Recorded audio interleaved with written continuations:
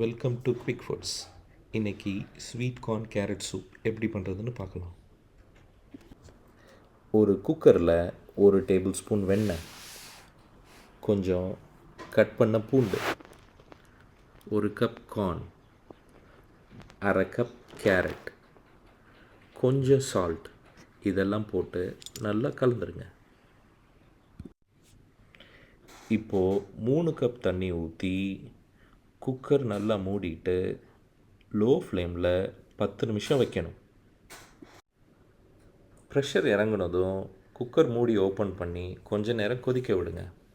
அப்புறம் ஒரு கப்பில் 1 டேபிள் ஸ்பூன் கார்ன்ஃப்ளவர் பவுடர் கொஞ்சமாக தண்ணி விட்டு கரைச்சிக்கிட்டு இந்த குக்கரில் ஊற்றிக்கங்க.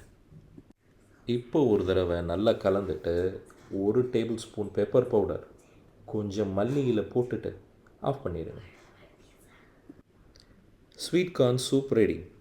நீங்களும் வீட்டில் ட்ரை பண்ணி பார்த்துட்டு எப்படி இருக்குன்னு சொல்லுங்கள். தேங்க்ஸ் ஃபார் வாட்சிங்.